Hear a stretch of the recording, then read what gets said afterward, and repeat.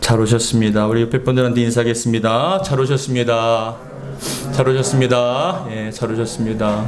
예, 잘 오셨습니다.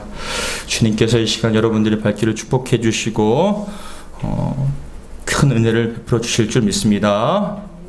오늘은 5월 둘째 주로 부모님의 사랑을 생각하며 감사하는 어버이 주일로 지킵니다.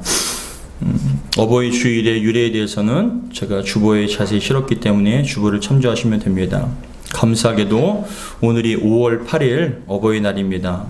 예배 후에 부모님을 찾아뵙거나 찾아뵙지 못한다면 전화라도 꼭 하시길 바랍니다. 우리가 사는 세상에는 정말 다양한 언어와 낱말들이 있습니다. 영어 사전을 보면은 평균 50만 개의 단어가 그 사전 안에 담겨 있고 뜻이 풀이가 되어 있습니다. 우리나라에 사용하는 한글이 있는데 그 한글에 담겨 있는 표준 국어 대사전에 보면은 그 담겨진 단어가 정확하게 51만 1348개의 단어가 표준 국어 대사전에 다 담겨 있습니다. 낱말들과 그것에 대한 풀이들이 51만 1348개의 단어가 담겨져 있는데 이 중에서 우리가 일상적으로 쓰여지는 어휘는 그리 많지는 않습니다. 국립국어원에 보면은 2004년 조사에 따르면 자주 쓰는 우리말 어휘는 대략 한 6,000개의 단어를 사용한다 합니다. 그러니까 대부분 우리가 일상적으로 생활할 때 6,000개 미만의 그런 단어들을 사용하면서 일상적인 생활을 한다는 것입니다.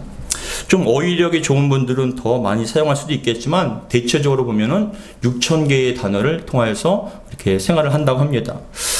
그런데 그렇게 많은 단어 중에 제가 개인적으로 가장 따뜻하고 힘이 되는 단어는 바로 부모님, 어머니, 아버지라는 단어입니다. 그런 아버지, 어머니라는 말만 하면 이상하게 가슴이 뛰고 저리고 아프기도 합니다.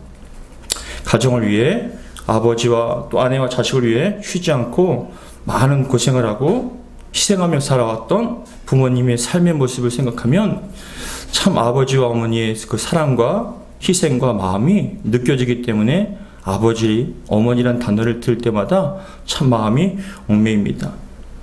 먹먹하기도 합니다. 어렸을 때는 잘 몰랐지만 나이가 들어 결혼을 하고 자녀를 낳아 키우다 보니 가장의 어깨가 얼마나 무거운지 어머니로서 자녀를 위해 얼마나 많은 희생과 사랑과 인내가 필요한지를 피부로 느끼다 살다 보니 이상하게 아버지, 어머니라는 단어를 얘기할 때마다 가슴이 먹먹해집니다. 철부지 시절에는 몰랐지만 부모가 되어 자녀를 키우다 보니 부모님의 한없는 사랑과 헌신을 조금씩 알아가게 됩니다. 무엇을 어떻게 해야 부모님의 자녀를 향한 사랑, 그 희생과 사랑에 다 갚을 수 있겠습니까? 자녀는 정말 부모님에게 잘해야 합니다. 자녀를 위해 많은 것을 희생했고 또한 사랑해준 부모님께 정말 고마워하고 사랑하며 보살펴 드려야 합니다. 그런데 불행하게도 우리의 현실은 그렇지 못한 것 같습니다. OECD 국가 중에 대한민국 노인 자살률이 세계 1위예요. 노인들 자살률이 세계 1위입니다. 앞에 그림 보시면은 2021년 7월 4일 보건복지부와 한국생명존중 희망재단이 발간한 2021년 자살예방 백서에 따르면 2019년 한 해 동안 우리나라 인구 중에 10만 명당 극단적인 선택을 해서 자살한 사람들이 평균적으로 26.9명입니다. 10만 명 중에 26.9명이 자살을 하는 그런 숫자인데 그런데 놀라운 것은 연령대별 자살률을 보면 제가 생각했을 때는 한 10대나 20대 분들이 더 많이 자살을 한다고 생각을 했는데 놀랍게도 80세 이상 어르신들이 가장 자살을 많이 하신다는 거예요. 80대 어르신들이 가장 자살을 많이 하신다는 거예요. 80대가 10만 명당 67.4명, 70대가 46.2명, 60대가 33.7명으로 그렇게 순으로 자살률이 높았습니다. 우리나라 자살률 평균이 26.9명인데 비해 60대에서부터 80대까지 어르신들이 오히려 더 많이 자살을 한다는 거예요. 특별히 앞에 그래프를 보시면은 80대의 그 어머니들이 그런 자살을 하는 것보다 아버님들이 자살하는 게 훨씬 많아요. 몇 배나 높아요. 제가 그걸 보고 너무 충격을 받은 거예요. 이러한 자살률뿐만이 아니라 우리나라 한 해에 자살하는 그런 어르신들이 전체 자살한 분들의 3분의 1이 어르신들이 자살한다는 거예요. 저는 그 데이터에 충격을 받았습니다. 왜 이렇게 자살하는 어른들이 많이 늘어날까? 그 원인이 무엇일까라고 살펴보니 자살하는 어르신들의 노인들의 유서를 통해 보면 다음과 같습니다. 자식들에게 짐되기 싫어서, 더 이상 치료비를 마련할 수 없어서, 병의 고통을 이길 수가 없어서, 아무런 즐거움이 없는 세상이 싫어서, 그리고 가난한 노후가 지긋지긋해서 자살을 선택했다는 거예요. 한마디로 말하면 아무런 즐거움이 없고 사는 낙이 없다는 것입니다. 인생이라는 것이 즐거움이 있어야만 살맛 나고 행복한 것이지 아무런 즐거움이 없는데 어떻게 살맛이 나겠습니까? 자식들을 바라봐도 즐거움이 없고, 자신의 인생을 바라봐도 즐거움이 없고, 세상을 바라봐도 즐거움이 없다는 것입니다. 그래서 어르신들은 그런 지옥 같은 세상에서 더 이상 살기 싫다고 자살을 하십니다. 그것도 80세, 70세, 60세. 아무런 즐거움이 없이 외로움과 고독 속에 몸부림치다가 결국 세상을 포기하고 자신의 목숨을 스스로 포기하는 것입니다. 그러므로 우리가 반드시 해야 할 일이 있다면 부모님에게 효도하는 거예요.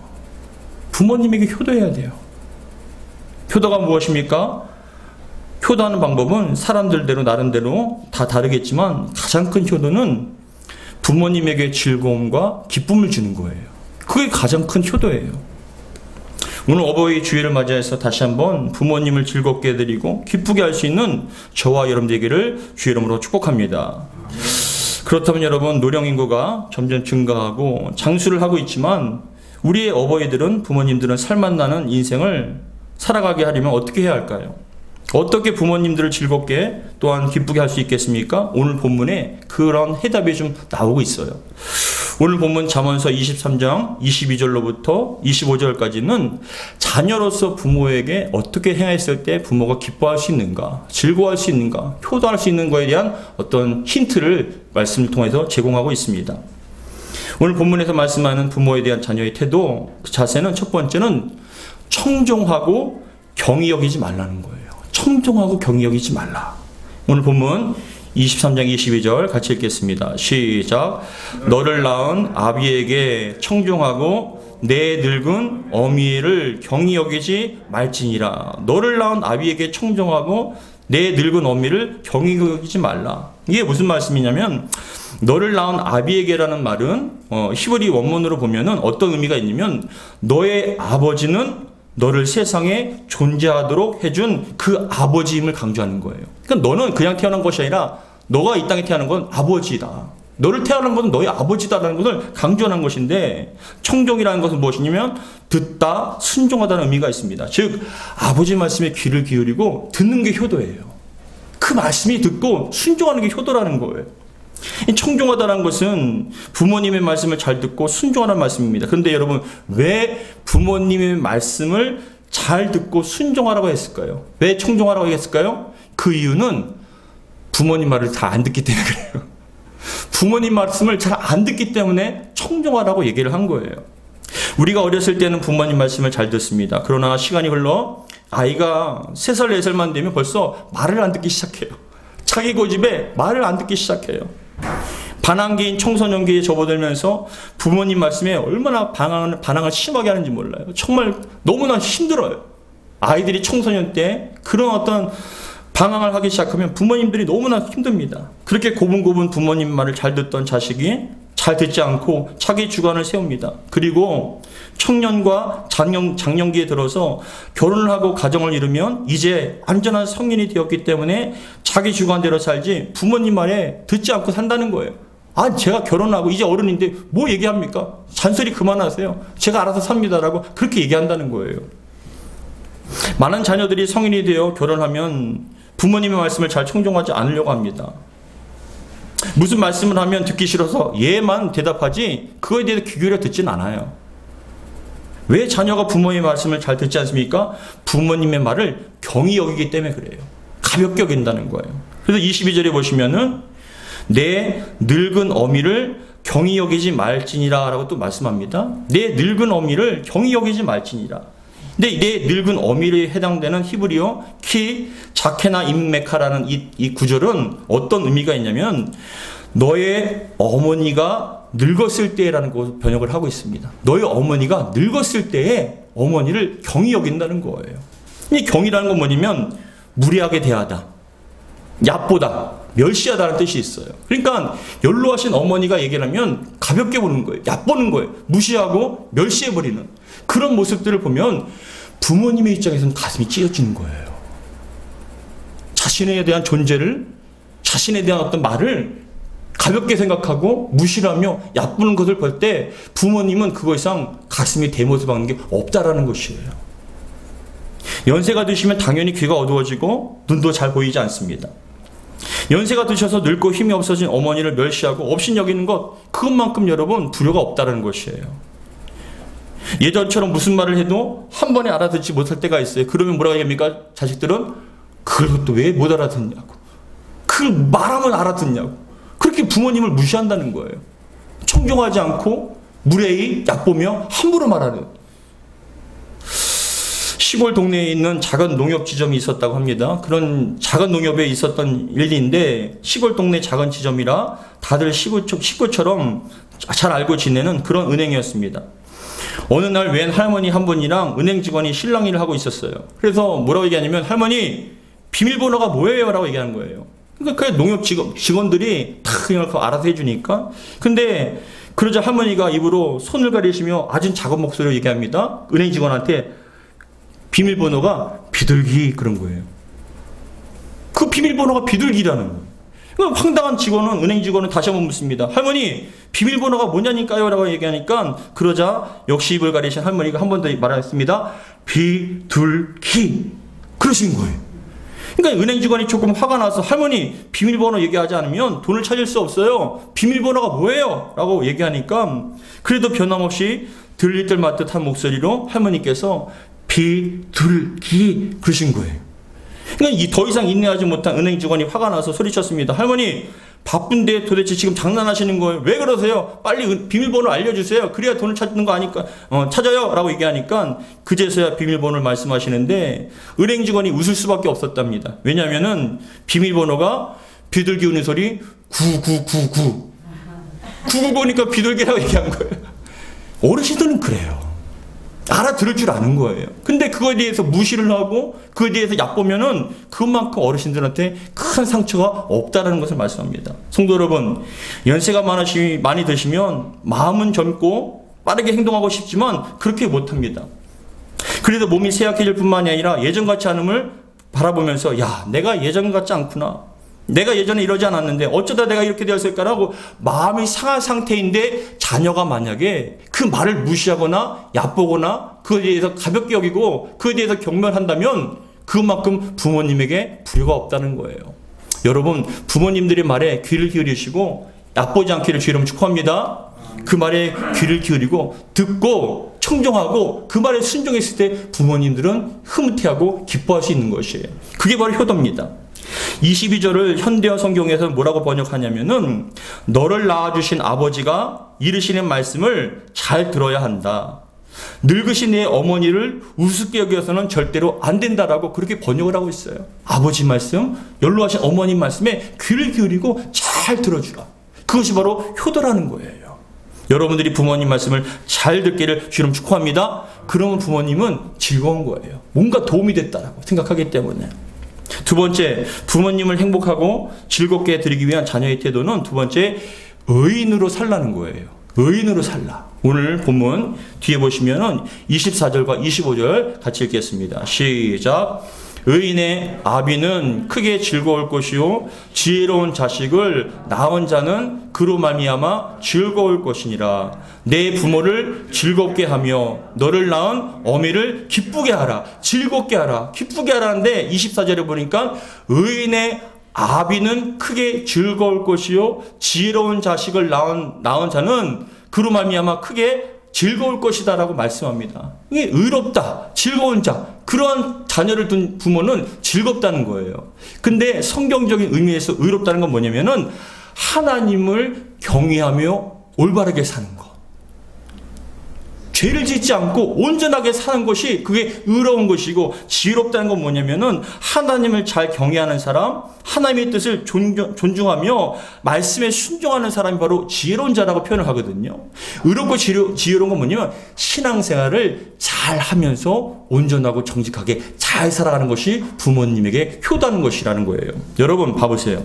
부모님의 즐거움이 어디 있습니까? 자식이 공부 잘하는 것, 돈을 잘 버는 것, 세상에 나가서 성공하는 게 모두가 다 즐거움이거든요. 자랑하고 싶잖아요. 근데 잘 생각해 보세요. 그러나 공부를 잘하고 돈을 잘 벌고 큰 성공을 해도 죄 지으면서 사는 사람, 악한 짓을 하면서 사는 그 자녀를 바라봤을 때 부모는 그 자녀의 돈과 성공이 보이지 않아요. 그 자녀에 대한 걱정이 더 크게 된 거예요. 슬픔이 큰 거예요. 매일같이 사기를 치고 거짓말하고 죄를 지으며 사는 그런 모습을 볼 때마다 부모님은 가슴에 못이 박힌다는 거예요. 성경에 보시면 엘리 제사장의 두 아들 홈니와 비느하스라고 있어요. 이 홈니와 비느하스는 하나님의 제사장으로서 하나님께 제사를 드리는 제사장이었습니다. 근데 이 홈니와 비느하스가 이스라엘 백성들이 제사를 드리기 위해서 제물을 갖고 올 때마다 그것을 마음대로 함부로 다루는 거예요. 함부로 다루고 그 성전에서 성막에서 섬기는 그런 여인들을 갖다 함부로 그렇게 악하게 취급하고, 그리고 모든 것들을 물질을 함부로 사용하는 것을 바라보면서 엘리 제사장이 걱정이 든 거예요. 야, 뭐라고 얘기하면, 야, 너 백성들에게 그렇게 악한 짓을 하면 어떡하냐. 그리고 뭐라고 얘기하면 사람들에게 죄를 지는 것뿐만이 아니라 하나님 보시기에 네가 죄를 지면 그 죄는 어떻게 감당하려고 하냐. 하나님께 너를 치시면 너의 인생은 심판과 멸망을 당하는데 너 그렇게 살지 말라라고 탄식을 하는 거예요. 사무엘상 2장 23절로부터 25절 같이 읽겠습니다. 시작. 그들에게 이르되 너희가 어찌하여 이런 일을 하느냐. 내가 너희의 악행을 이 모든 백성에게 듣노라. 내 아들들아 그리하지 말라. 내게 들리는 소문이 좋지 아니하니라. 너희가 여호와의 백성으로 범죄하게 하는도다. 사람이 사람에게 범죄하면 하나님이 심판하시려니와 만일 사람이 하나님 여호와께 범죄하면 누가 그를 위하여 간구하겠느냐 하되 그들이 자기 아버지의 말을 듣지 아니하였으니 이는 여호와께서 그들을 죽이기로 뜻하셨습니다. 봐보세요. 인생이라는 것이 돈을 많이 벌고 성공하고 높은 자리에 갔다 할지라도 그 방법과 삶이 온전하지 못하면 하나님께서는 심판하신다는 거예요. 그렇기 때문에 우리가 신앙생활을 하면서 하나님 앞에 온전하게 신앙생활을 하면서 거룩하게 사는 것, 그것만큼 부모님에게 기쁨이 없다라는 것이에요. 성공하고 싶습니까? 그럼에도 불구하고 악한 모습으로 산다면 그건 부모님에게 걱정거리가 될 수밖에 없다라는 거예요. 실제로 이 홈니와 비느하스는 하나님의 블레셋과의 전투에서 여호와의 언약궤를 빼앗겨 버렸을 뿐만이 아니라 그 자리에서 즉사를 당했어요. 여러분, 부모님의 말에 귀를 기울일 뿐만이 아니라 하나님 보시기에 선하게 살아가기를 주의로 축원합니다. 의인으로 살아갈 때, 지혜롭게 살아갈 때 부모님은 걱정이 없어요. 그러나 자기의 어떤 악한 것을 또한 정욕을 위해서 죄를 지으며 살아가는 그 모습을 볼 때마다 부모님은 찢어져요. 왜요? 잘못될까 봐. 하나님 보시기에 악하면 그 신앙과 믿음을 버리고 죄를 짓고 살면 그 사람의 마지막은 심판이기 때문에. 그래서 시편 1편 4절로부터 6절에는 다음과 같이 얘기합니다. 같이 읽겠습니다. 시작. 악인들은 그렇지 아니하며 오직 바람에 나는 겨와 같도다. 그러므로 악인들은 심판을 견디지 못하며 죄인들이 의인들의 모임에 들지 못하리로다. 무릇 의인들의 길은 여호와께서 인정하시나 악인들의 길은 뭐라요? 망하리로다. 잘 되는 것 같아도 결국 망하게 되어 있어요. 그렇기 때문에 여러분들은, 우리 신앙인들은요, 특히 신앙의 부모님들은 자녀들이 신앙생활 잘하고 하나님 앞에 정직하고 조금 더딘 것 같다 할지라도 좀 성공이 큰 것 같지 않아도 그럼에도 불구하고 온전하게 살아가면, 지혜롭게 살아가면 하나님께 반드시 그 가정과 삶을 책임져 주실 줄 믿습니다. 의롭게 사는 것이, 지혜롭게 사는 것이 부모에게 효다라는 거예요. 더 나아가서 세 번째, 부모님을 행복하고 즐겁게 해드리기 위한 자녀의 태도는 세 번째, 부모님께 감사하고 섬기라는 거예요.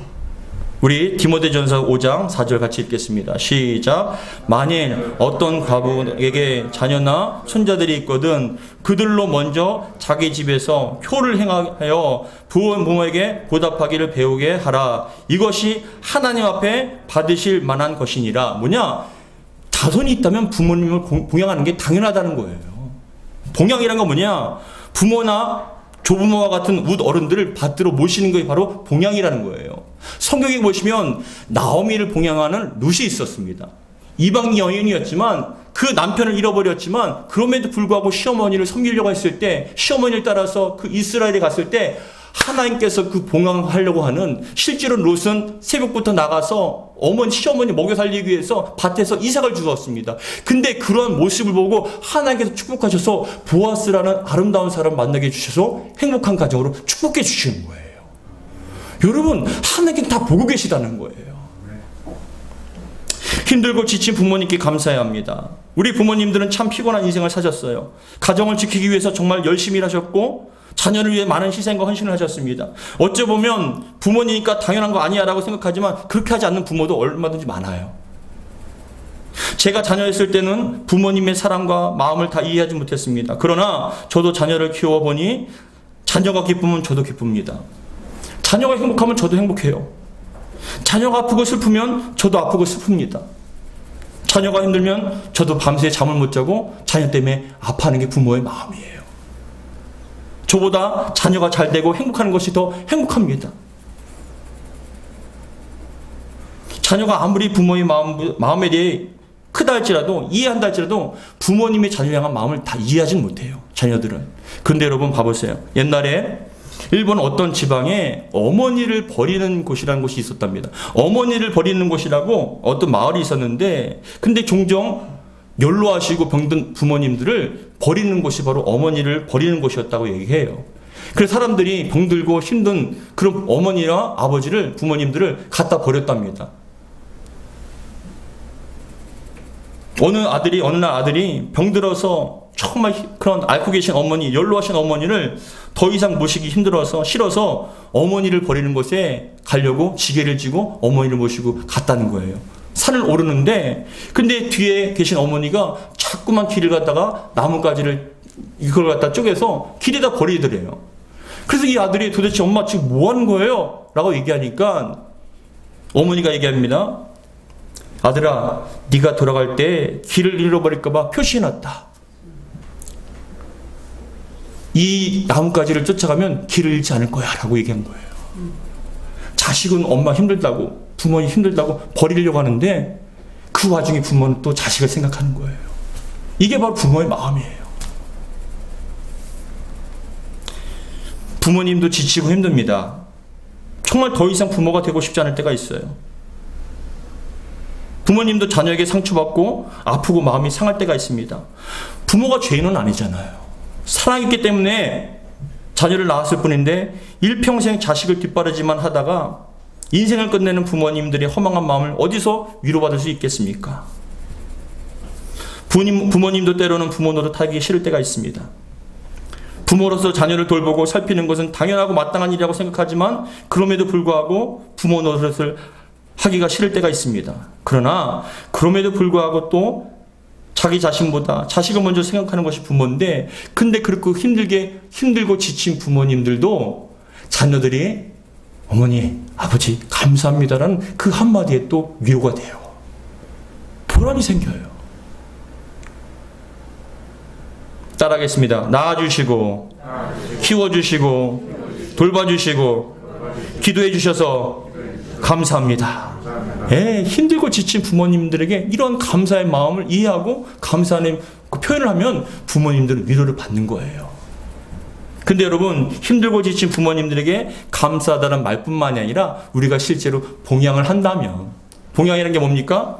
부모나 조부모와 같은 우러분들을 받들어 모시는 것, 실질적으로 그렇게 모든 걸 살펴드리는 것, 그것이 여러분 부모님들에게 큰 위로가 되고 힘이 된다는 것이에요.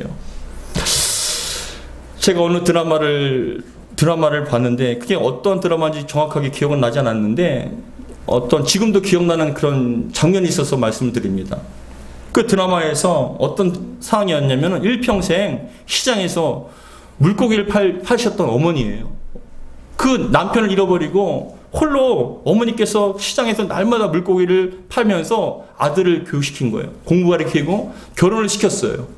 근데 이 아들이 성공을 해서 서울에서 세무서 잘 나가는 세무사가 됐어요. 정말 잘 나가는.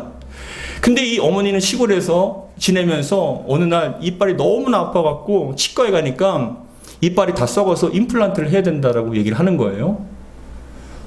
그런데 임플란트를 해야 된다는 얘기 듣고 돈이 좀 많이 든다고 걱정을 해서 아들한테 힘들게 전화를 했어요. 아들한테. 아들아, 나 이빨이 이렇게 썩어서 아파서 임플란트를 해야 된다는데 어떻게 하면 좋을까라고 얘기하니까 서울에서 그 잘 나가는 그 세무서 아들이 뭐라고 얘기하냐면 다음과 같이 얘기합니다. 어머니, 엄마, 지금 우리 애들 유학 가서 돈이 없어요. 우리 애들 유학 가서 돈 보내냐고 돈이 없어요. 미안한데 틀리하시면 안 돼요. 그런 거예요. 유학비로 몇천만 원이 나가는 거예요. 한 달에. 근데 그 어머니 일평생 자신을 위해서 희생했던 어머니 임플란트 하나 해드리는 게 부담된다고 틀리를 하랍니다. 여러분, 우리와 내 자신과 내 자식을 위해서는 그렇게 인색하지 않았던 사람들도 일평생을 갖다 헌신했던 그 부모님 위해서는 왜 이렇게 인색할까요? 단돈 5만 원, 10만 원 드린 것 갖고 생색을 내면서 어버이날이라면서 몇천만 원, 몇 억을 갖다 그렇게 도움받으면서 왜 이렇게 강박할까요? 감사합니다. 그리고 정말 고맙습니다. 그리고 정말 봉양하는 마음으로 부모님을 모신다면 그 속에 위로를 받고 힘이 되는 거예요. 여러분, 부모님은요, 자식들 바라보며 사는 거예요. 여러분들이 다시 한번 이 어버이 주를 맞이해서 정말 부모님에 대한 사랑과 희생과 그 섬김을 다시 마음에 새기면서 부모님에게 감사합니다. 그리고 그 부모님 말에 귀를 기울이시고 청종하며 그 말에 순종하며 여러분들이 잘 보살펴드리는 저와 여러분들 되기를 주의 이름으로 축복합니다. 예수님께서도 말씀하셔요. 뭐라고 말씀하시냐면 말로만 너희들이 그러지 말고 부모님에게 드릴 것을 구별해서 드리라고 얘기하세요. 예수님께서도. 우리 마가복음 7장 11절 같이 읽겠습니다. 시작.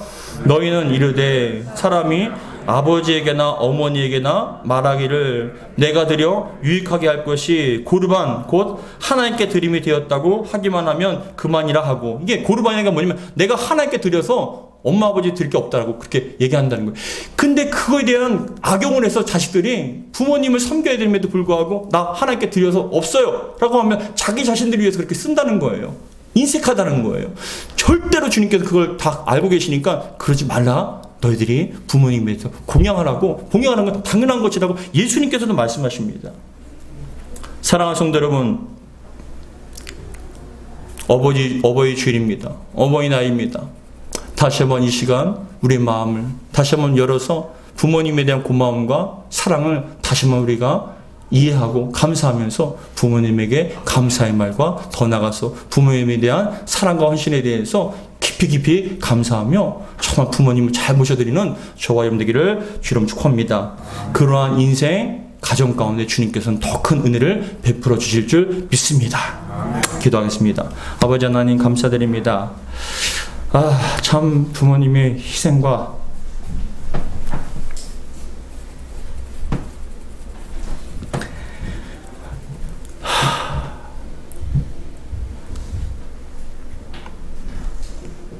그 사랑으로 살아왔지만 오히려 지금은 부모님 마음을 아프게 만들고 가슴에 대못을 박으며 그것이 아무렇지도 않은 것처럼 자기들만을 위해서 살아가는 자녀들이 얼마나 많은지 모릅니다. 일평생을 헌신하시고 쓸 것을 안 쓰며 아끼었던 그 모든 것을 자녀들에게 베풀어 주었건만 자녀들은 그거에 대한 고마움을 알기는커녕 여전히 연로하시고 정말 힘드신 부모님에게 달라고만 합니다. 하나님, 저희들의 죄를 용서해 주시고 이제는 더 이상 부모님에게 마음의 대못을 박는 저희들이 되지 않게 하시며 정말 의롭고 지혜롭게 생활하게 하여 주시고 부모님 말씀에 충정하며 경홀히 여기지 않는 저희들이 될 수 있도록 도와주옵소서. 아버지 하나님, 정말 저희들이 효도하기 원합니다. 우리의 삶 속에 항상 감사의 마음 잊지 않게 도와주시고 부모님에 대한 그 사랑을 참 언제까지 할 수 있겠습니까? 앞에도 살펴봤던 것처럼 70대, 80대 어르신들이 삶의 즐거움을 잃어버린 채 자살을 선택하는 그런 부모님들 얼마만큼 힘들었고 괴로웠으면 그런 선택을 하셨겠습니까? 다시 한번 부모님들을 돌보게 도와주시고 정말 노년에 아름다운 복이 임할 수 있도록 자녀들에게 효도받으며 주님의 부름을 받을 수 있도록 끝까지 저희들이 효도할 수 있도록 도와주시옵소서. 우리 주 예수 그리스도로 기도하옵나이다. 아멘.